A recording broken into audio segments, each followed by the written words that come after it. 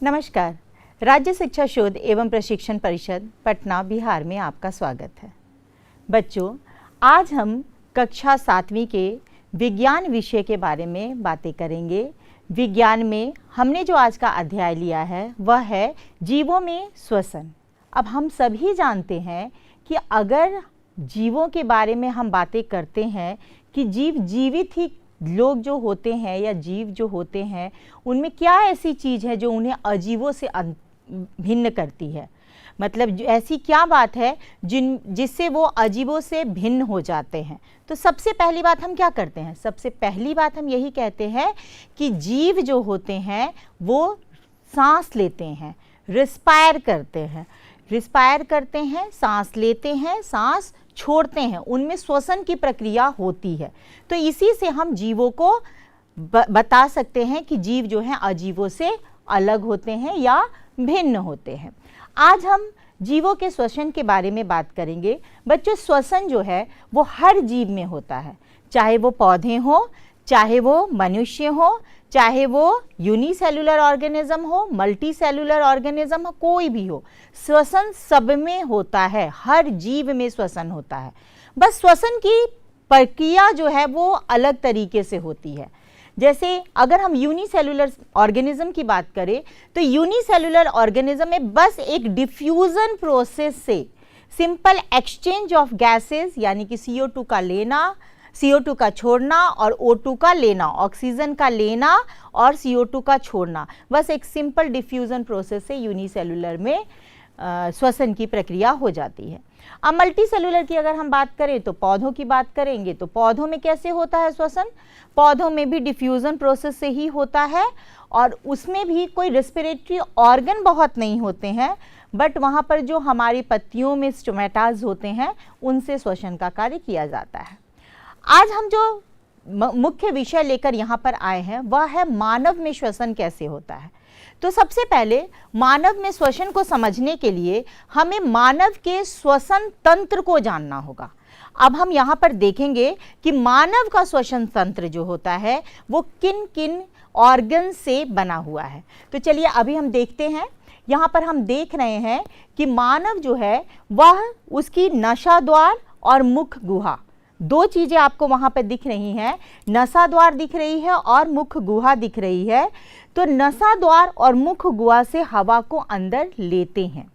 जैसे ही वो नसाद्वार और मुख गुहा से हवा को लेंगे, वही मतलब हम ये कहें नसाद्वार यानी कि नाजल कैविटी और मुख गुहा यानी कि बकल कैविटी, तो यहाँ से वो जब लेंगे तो ये धीरे धीरे फैरिंग्स, लैरिंग्स यानी ग्रसनी और कंठ से होते होते धीरे धीरे श्वास नली पे, आप वहाँ देख रहे हैं कि श्वास नली से वो होते होते धीरे जाती है और बाद में श्वास नली जो है दो श्वसनी में विभाजित हो जाती है। मैं फिर से आपको समझा रही हूँ कि जो मानव श्वसन तंत्र है उसमें नाजल कैविटी और बकल कैविटी दोनों से एयर इनहेल किया जाता है, मतलब लिया जाता है।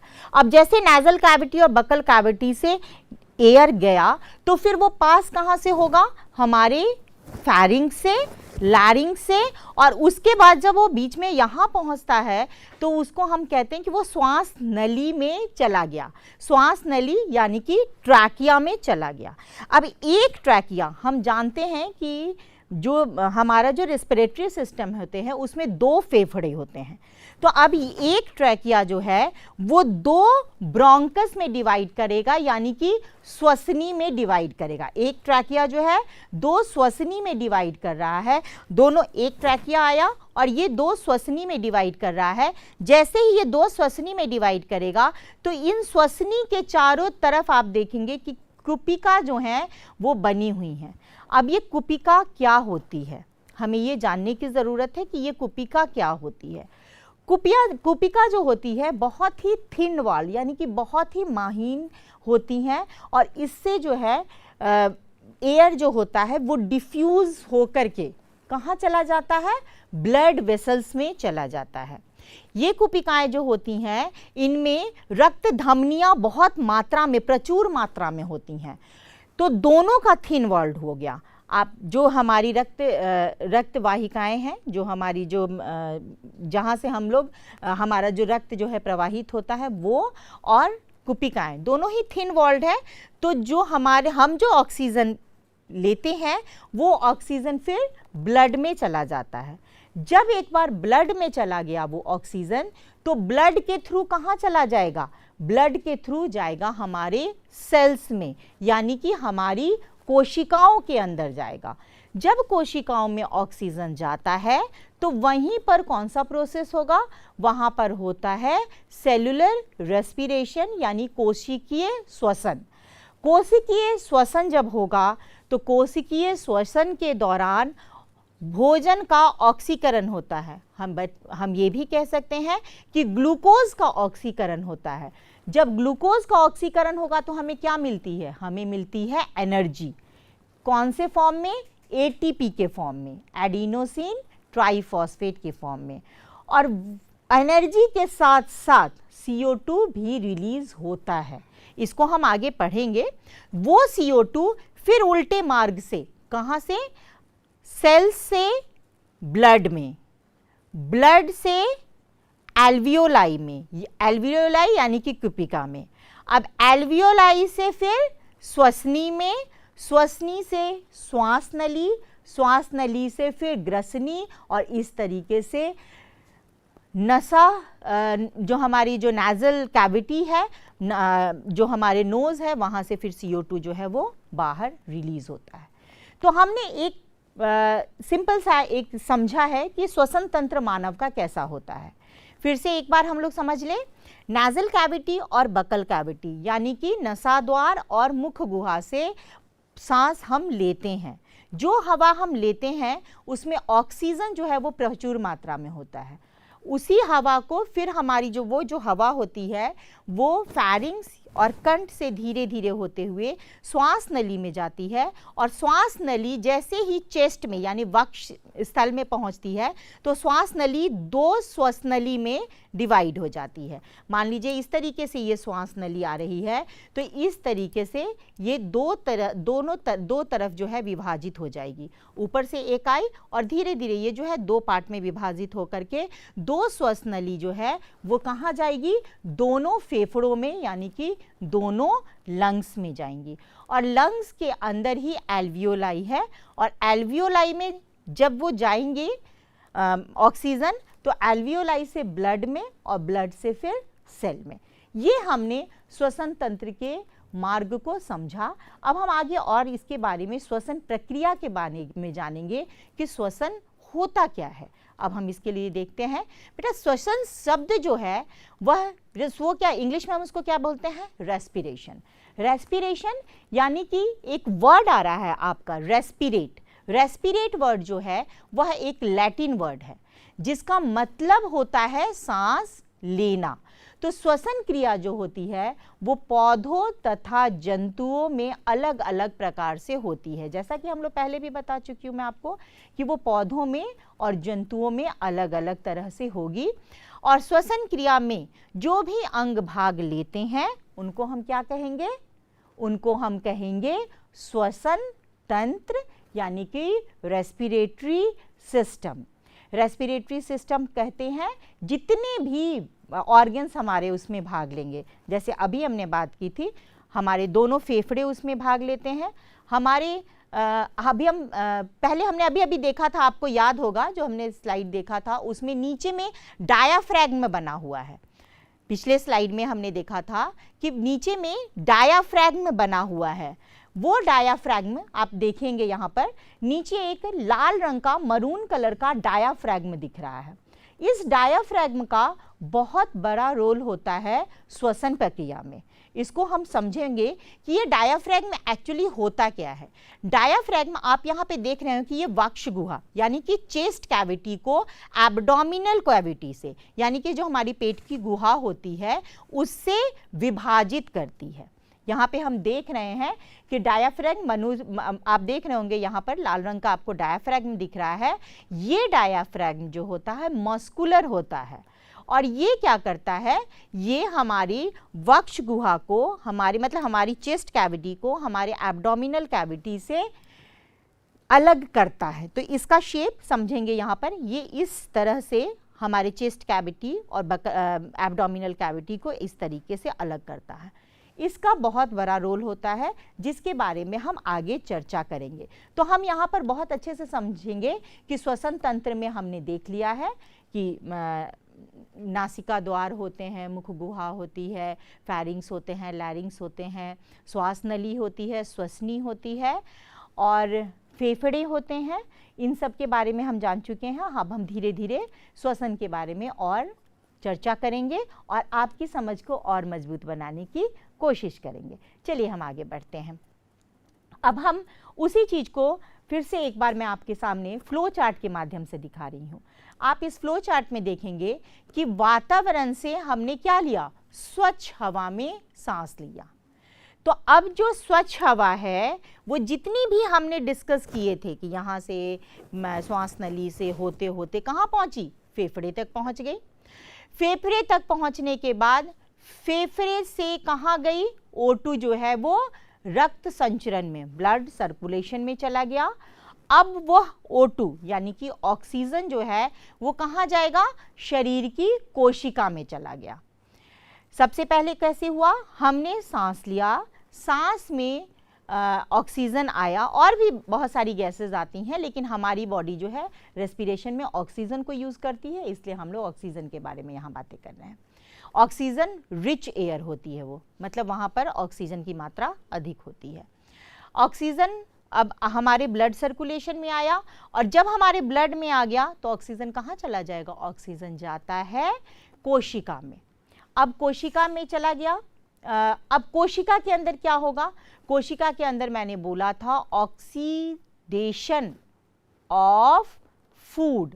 ऑक्सीडेशन ऑफ फूड मतलब कि जो खाना हम खाते हैं वह खाना जब उसका पाचन क्रिया से गुजर जाता है, मतलब पाचन क्रिया उसके अंदर हो जाती है, उसका डाइजेशन हो जाता है, तो वह भोजन जो हम लेते हैं वह बहुत छोटे छोटे कणों में टूट जाते हैं, जिसका एक एग्जाम्पल है ग्लूकोज। जब वो ग्लूकोज में टूट चुका है तो वो कहाँ चला जाएगा, वो एब्जॉर्ब होकर के हमारी कोशिकाओं में जाता है। अब ग्लूकोज हमारी कोशिकाओं में है, वहाँ पर क्या पहुँच गया, ऑक्सीजन पहुँच गया। तो ग्लूकोज का ऑक्सीकरण होगा, ग्लूकोज का ब्रेकडाउन होगा। ऑक्सीकरण में क्या होता है, ग्लूकोज का ब्रेकडाउन होता है। ग्लूकोज के ब्रेकडाउन से हमें मिलती है एनर्जी और CO2 रिलीज होता है। तो फिर CO2 कैसे जाएगा, शरीर की कोशिका से फेफड़े में, फेफड़े से फिर उसी तरीके से श्वास नली से और फिर नेजल कैविटी और बकल कैविटी से फिर बाहर चला जाता है। तो ये हमने पैसेज को समझा कि पैसेज क्या होता है, हवा जो हम लेते हैं और जो हम छोड़ते हैं, मतलब श्वास जो हम ले रहे हैं और श्वास जो हम छोड़ रहे हैं उसका रास्ता कैसा है, उसका पैसेज क्या है, ये मुझे लगता है कि हम बेहतर अब समझ चुके हैं। अब आगे हम लोग श्वसन प्रक्रिया के बारे में बात करें। बच्चों, श्वसन प्रक्रिया जो है वो 2 चरण में कंप्लीट होती है। पहला चरण क्या होगा, जब हम सांस लेते हैं, और दूसरा चरण क्या होता है, तो अब जब हम सांस लेते हैं तो क्या होता है, क्या सिर्फ हम ऑक्सीजन ही लेते हैं, ऐसा नहीं होता है।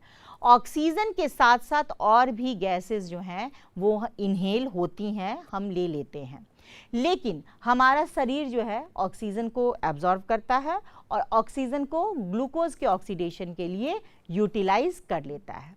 जैसे ही हम सांस लेते हैं वैसे ही क्या होगी, हम जो सांस लेते हैं वो भी इसीलिए होता है क्योंकि एक मैकेनिकल प्रोसेस के थ्रू हमारी चेस्ट कैविटी, चेस्ट का वॉल्यूम जो है बढ़ जाता है।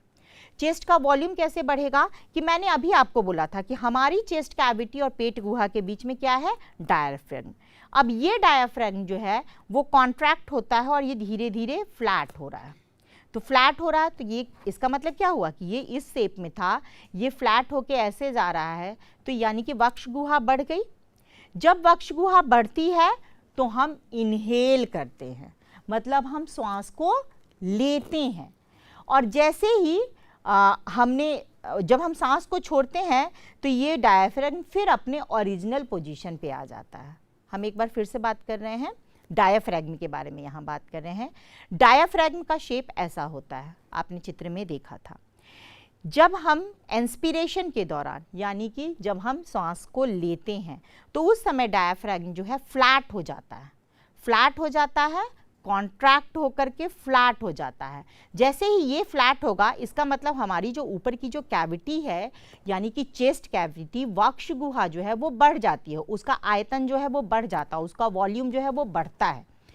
एक तो डायफ्रैगम का ये मूवमेंट हो गया। उसके अलावा हमारी जो पसलियाँ होती हैं, हमारी पसलियाँ यानी जो रिब्स होते हैं, रिब्स के भीतर भी जो है बहुत सारे मसल्स होते हैं जिन्हें हम रिब्स की मांसपेशियाँ कहते हैं। रिब्स की मांसपेशियाँ भी कॉन्ट्रैक्ट करती हैं और वो बाहर की तरफ या ऊपर की तरफ, इसको बच्चों समझेंगे हम।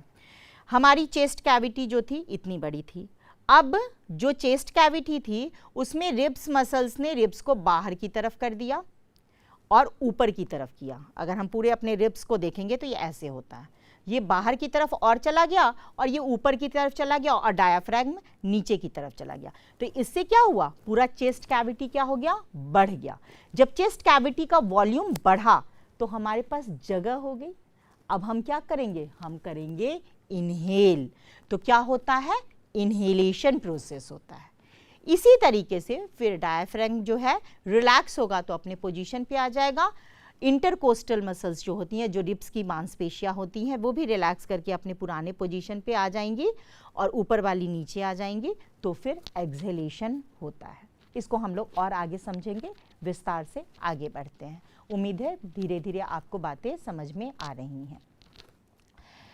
तो अब जैसे ही ये बातें हम लोग ऑलरेडी कर चुके हैं कि डायफ्रैगम पहले तो सिकुड़ता है और वो फ्लैट हो जाता है, तो इनहेलेशन होगा, और जब वो पुराने पोजीशन पे चलेगा तो एक्सहेलेशन होगा। तो हम लोग आगे अब देखेंगे कि कितने पार्ट में जो है पूरा का पूरा श्वसन प्रोसेस जो मानव में श्वसन होता है वह होता है। बच्चों, अभी तक मैं आपसे जितनी बार बात की, मैंने आपको एक भौतिक क्रिया के बारे में अभी तक चर्चा भी की, और आपने देखा होगा एक तो भौतिक क्रिया के बारे में बात की। भौतिक क्रिया जैसे कि डायफ्रैगम का मूवमेंट, ये क्या है, ये मैकेनिकल है, फिजिकल है। डायफ्रैगम नीचे जा रहा है, डायफ्रैगम ऊपर आ रहा है। डायफ्रैगम रिब्स मसल्स जो हैं अंदर की तरफ आ रही हैं, रिब्स मसल्स जो हैं वो बाहर की तरफ जा रही हैं। तो ये क्या है, एक फिजिकल प्रोसेस है। तो हम ये कह सकते हैं कि श्वसन में कौन सा प्रोसेस हो गया, एक तो फिजिकल प्रोसेस हुआ, दूसरा केमिकल प्रोसेस भी है। क्यों केमिकल प्रोसेस है, क्योंकि हमने बात की बायोकेमिकल प्रोसेस भी हम इसको कहेंगे, बेटर होगा। बायोकेमिकल प्रोसेस क्यों है, क्योंकि हमारे द्वारा लिए गए भोजन को, हमने जो भोजन लिया है उसका जो डाइजेस्टेड फॉर्म है, जो हमारी बॉडी में एब्जॉर्ब होता है, यानी कि ग्लूकोज जो है उसका भी ऑक्सीकरण हो रहा है। वो कौन सा प्रोसेस हो गया, वो बायोकेमिकल प्रोसेस है। तो बायोकेमिकल प्रोसेस है, तो हम पूरी की पूरी श्वसन प्रक्रिया को बोल सकते हैं कि रेस्पिरेशन इज ए बायोफिजियोकेमिकल प्रोसेस। अभी इसमें तीन पार्ट हो गए, बायोलॉजिकल प्रोसेस है, फिजिकल प्रोसेस है एंड केमिकल प्रोसेस है। जीवों में हो रहा है, फिजिकल इसलिए है क्योंकि मूवमेंट हो रहा है, मूवमेंट डायफ्रैगम का हो रहा है, इंटरकोस्टल मसल्स का हो रहा है, यानी कि रिब्स की मांसपेशियों का हो रहा है, रिब्स का हो रहा है, वॉल्यूम बढ़ रहा है, आयतन बढ़ रहा है तो इंस्पिरेशन हो रहा है, आयतन घट रहा है तो एक्सपीरेशन हो रहा है। तो पूरा का पूरा जो है ये पार्ट जो है वो फिजिकल प्रोसेस है। जब ऑक्सीकरण हो रहा है भोजन का, ऑक्सीडेशन ऑफ ग्लूकोज हो रहा है, तो पूरा का पूरा ये क्या है, केमिकल प्रोसेस है। तो इसी वजह से हम ये कह सकते हैं कि रेस्पिरेशन जो है बायोफिजियोकेमिकल प्रोसेस है। अब रेस्पिरेशन प्रोसेस जो है, इस प्रोसेस में जो एनर्जी रिलीज होती है, एक्चुअली रेस्पिरेशन जो है बच्चों एक कैटाबॉलिक प्रोसेस है। कैटाबॉलिक वैसे प्रोसेस होते हैं जिसमें ब्रेकडाउन होता है, विघटन होता है किसी चीज का। जब ब्रेकडाउन होगा कभी भी तो एनर्जी रिलीज हो रही है। अब यहाँ पर ब्रेकडाउन किसका होता है, ब्रेकडाउन होता है ग्लूकोज का। ग्लूकोज का जब ब्रेकडाउन हुआ तो एटीपी रिलीज होती है। अब हम लोग पूरे के पूरे रेस्पिरेशन को पार्ट्स में डिवाइड करके देखेंगे। पूरा का पूरा रेस्पिरेशन जो है, पहला पार्ट जो होगा वो कौन सा, फिजिकल प्रोसेस यानी कि ब्रीदिंग, बाह्य श्वसन, एक्सटर्नल रेस्पिरेशन। हम ब्रीदिंग को एक्सटर्नल रेस्पिरेशन भी कहते हैं। तो सबसे पहले हम एक्सटर्नल रेस्पिरेशन की बात करेंगे। एक्सटर्नल रेस्पिरेशन क्या होगा? एक्सटर्नल रेस्पिरेशन बस एक फिजिकल प्रोसेस है जिसमें हम श्वास लेते हैं और श्वास को छोड़ते हैं। हमारा श्वास लेना बाहरी वातावरण से और श्वास छोड़ना बाहरी वातावरण में, ये एक्सटर्नल प्रोसेस है, मतलब बाह्य श्वसन हो गया ये। अब इसी प्रोसेस में क्या होगा कि जब हम लेंगे, पूरा का पूरा प्रोसेस रिपीट होगा। इंस्पिरेशन 2 पार्ट में होगा ना, ये जो हमारा पार्ट बाह्य श्वसन है, यह बाह्य श्वसन भी आगे हम लोग देख रहे हैं कि यह बाह्य श्वसन जो है वो भी 2 पार्ट में डिवाइडेड है। कौन सा? पहला हो गया आपका अंतः श्वसन यानी कि इनहेलेशन या इंस्पिरेशन। अब इसमें क्या होता है, हम क्या करते हैं, हम करते हैं ऑक्सीजन को यानी ऑक्सीजन रिच लेयर को इनहेल करते हैं, हम लेते हैं, श्वास लेते हैं। श्वास लेने में प्रक्रिया मैंने आपको बताई थी, आपको दिख रहा होगा कि जो रिब्स मसल्स जो है वो किधर की तरफ बढ़ रही हैं, आउटवर्ड जा रही हैं, आउटवर्ड एंड अपवर्ड, आउटवर्ड और अपवर्ड जा रही हैं। आप देख रहे होंगे कि आउटवर्ड और अपवर्ड। डायफ्राम किधर जा रहा है, नीचे की तरफ जा रहा है। तो अब ये पूरा पूरा चेस्ट कैविटी क्या हो गया, अब ये चेस्ट कैविटी जो है वो बढ़ गया। चेस्ट कैविटी जैसे बढ़ेगा तो ऑक्सीजन क्या होगा, इनहेल होगा। हम किसी को अपने घर में कब बुलाते हैं, जब हमारे घर में जगह होती है। तो हमारी चेस्ट कैविटी बढ़ी, वॉल्यूम बढ़ा तो इनहेल, एयर एंटर किया। अगला प्रोसेस हम देखते हैं। अब जैसे कि मैं पहले बता चुकी हूँ, डायफ्राम नीचे की तरफ चला जाएगा, फेफड़े जो हैं वो फैलेंगे। जैसे ही डायफ्राम नीचे की तरफ जाएगा तो हमारे दोनों फेफड़े जो हैं वो बलून की तरफ फैलेंगे। फैलेंगे क्यों? क्योंकि एयर का इनहेलेशन हो चुका है।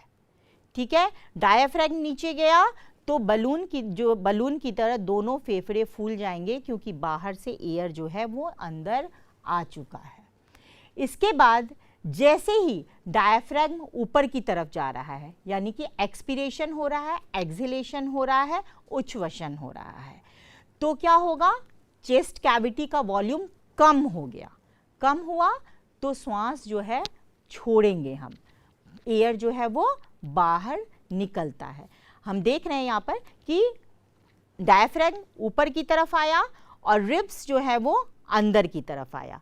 तो जैसे ही डायफ्राम ऊपर की तरफ आएगा और रिब्स अंदर की तरफ आएगा तो चेस्ट कैविटी हमारी वॉल्यूम उसका जो है वो कम जाता है।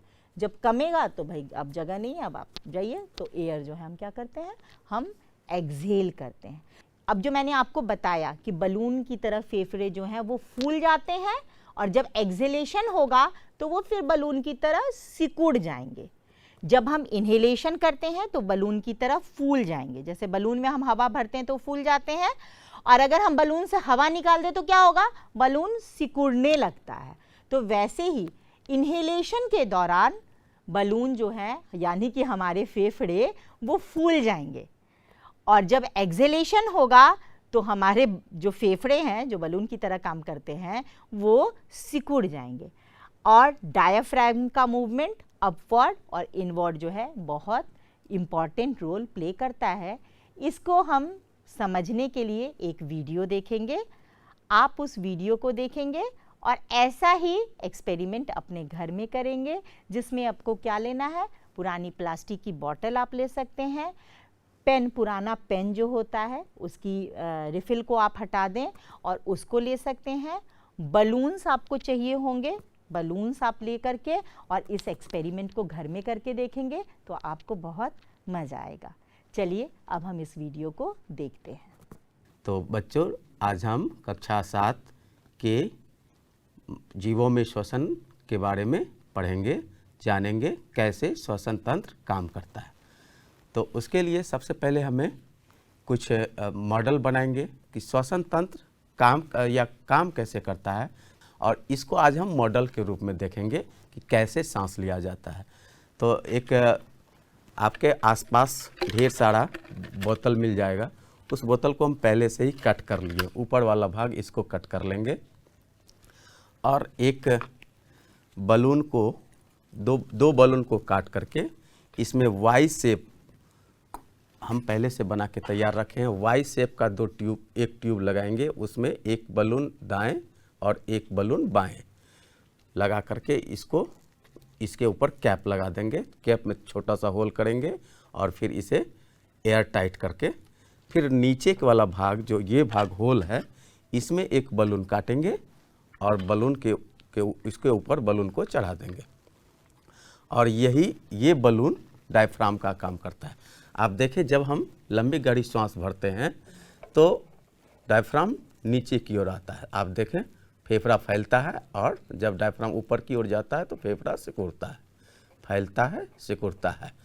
तो सांस लेने में डायफ्राम का सबसे महत्वपूर्ण भाग होता है। इस तरह से हम सांस लेते हैं।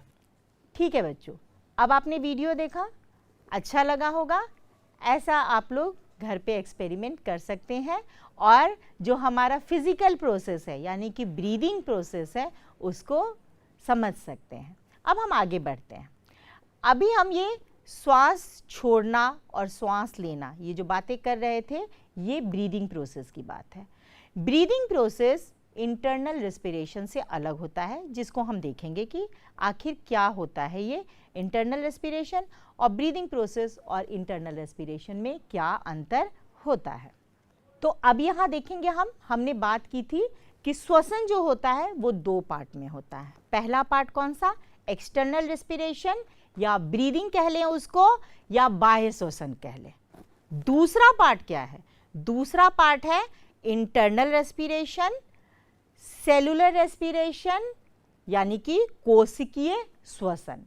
कोशिकीय श्वसन में हम वही जो हमने ऑक्सीजन ले लिया है और फिर उसको ऑक्सीजन को हम यूटिलाइज करेंगे ग्लूकोज के ऑक्सीकरण में और फिर हम CO2 और ATP को रिलीज करते हैं। इसके बारे में हम अगली कक्षा में ज़्यादा डिटेल में पढ़ेंगे। उससे पहले थोड़ा बहुत हम इसके बारे में अभी चर्चा कर लेते हैं ताकि अगली कक्षा में आप इसके बारे में पढ़कर आएंगे और हम उसके बारे में अच्छी तरह से समझ बना सकेंगे। ठीक है, अब हम देखें आगे।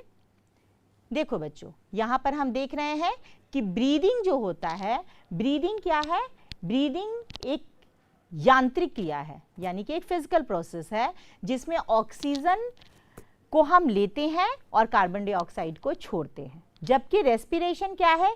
एक बायोकेमिकल प्रोसेस है, जैव रासायनिक प्रक्रिया है जिसमें ग्लूकोज का ऑक्सीडेशन होकर के कार्बन डाइऑक्साइड और वाटर एवं एनर्जी ये रिलीज होते हैं। ब्रीदिंग जो है वो कोशिकाओं के अंदर नहीं होती, वो वातावरण के साथ हमारा होता है, एक्सटर्नल प्रोसेस है। जबकि सेलुलर रेस्पिरेशन जो है वो कोशिका के अंदर में होती है, इसीलिए हम उसको कोशिकीय श्वसन भी कहते हैं। ब्रीदिंग में एनर्जी खर्च होती है, लेकिन सेलुलर रेस्पिरेशन में एनर्जी मुक्त होती है। कहाँ से मुक्त होती है वो हम अगली कक्षा में ज़्यादा डिटेल में पढ़ेंगे जब कार्बन कार्बन के बॉन्ड के टूटने के बारे में बात करेंगे।